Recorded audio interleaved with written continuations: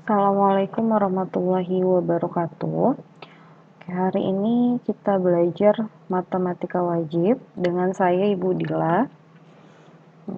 Materi kali ini adalah PTLSV atau pertidaksamaan linear satu variabel. Pertidaksamaan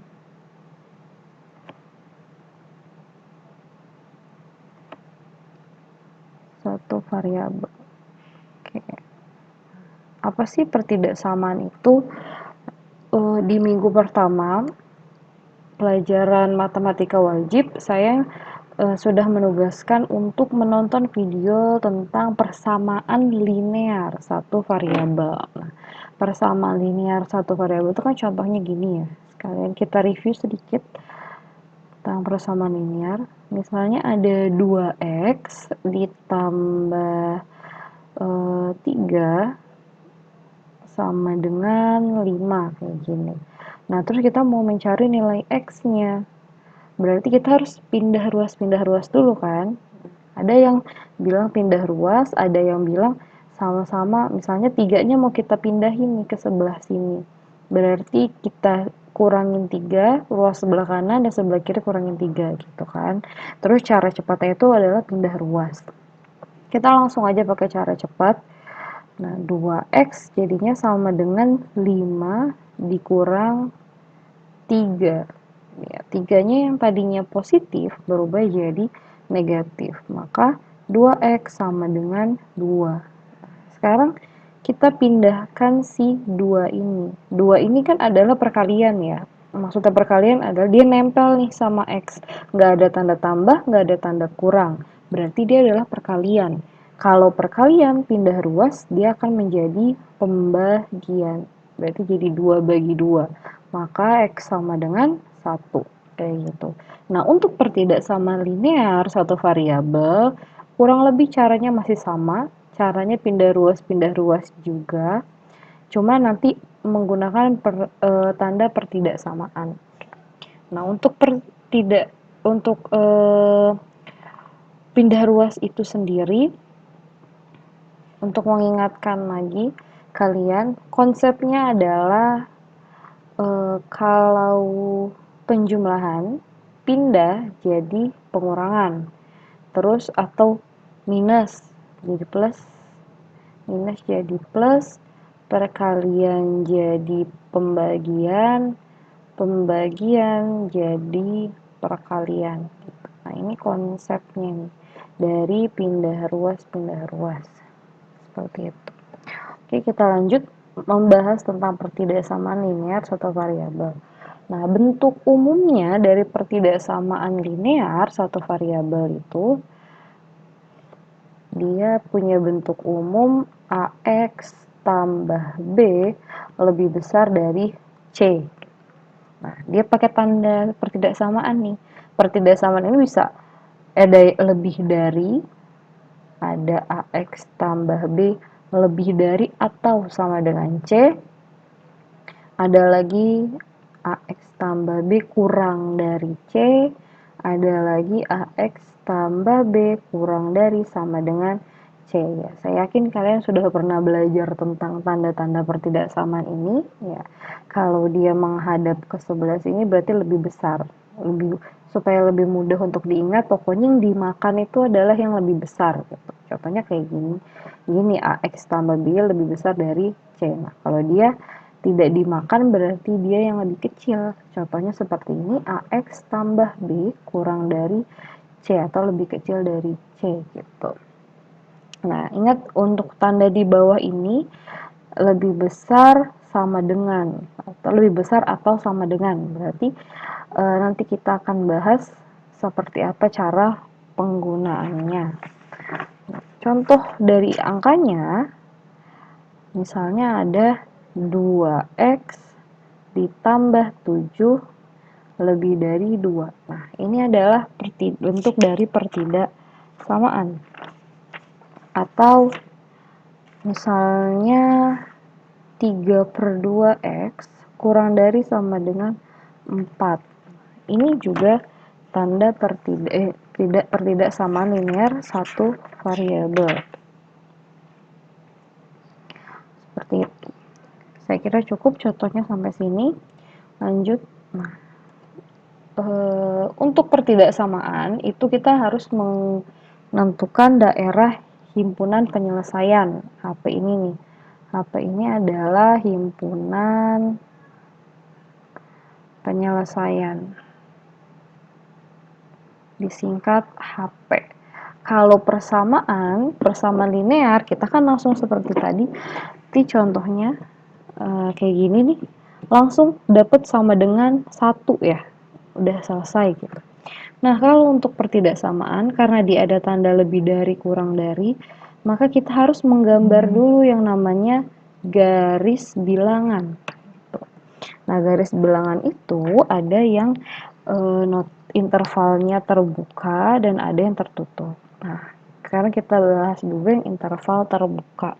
Contohnya misalnya A kurang dari X kurang dari B gitu ya.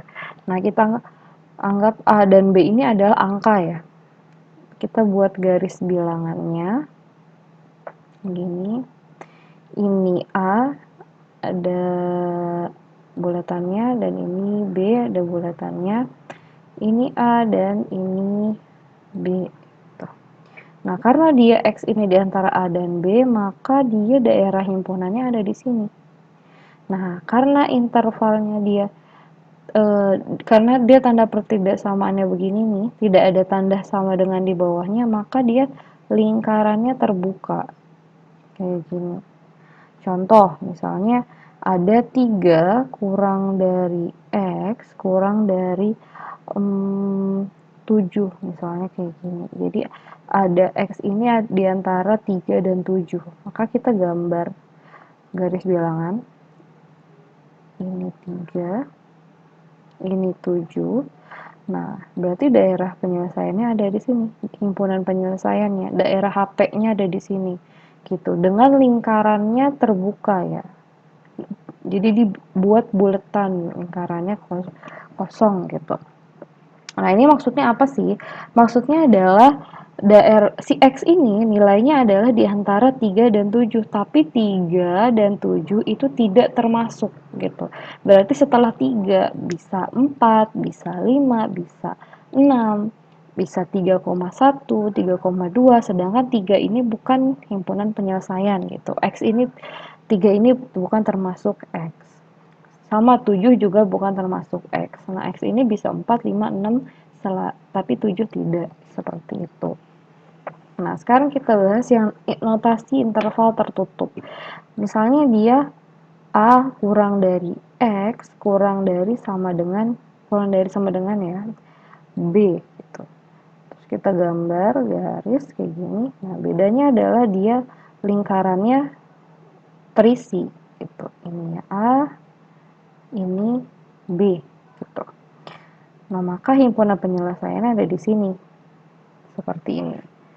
Gitu ya. Ini maksudnya berarti A dan B ini termasuk himpunan penyelesaian. Beda kayak sama yang tadi. Yang tadi A dan B-nya tidak termasuk himpunan penyelesaian. Contoh lagi, misalnya 3 kurang dari sama dengan X kurang dari sama dengan 7. Terus bikin nih kayak gini garis bilangan. Nah, kita angka 3-nya berarti lingkarannya terisi. Terus dan 7 juga terisi. Daerah himpunan penyelesaian di sini. Nah, bedanya sama yang tadi terbuka, 3 dan 7 ini termasuk dalam himpunan penyelesaian X. Berarti X itu juga termasuk 3 gitu. Kan ini bacaannya 3 kurang dari sama dengan X kurang dari sama dengan 7 kan.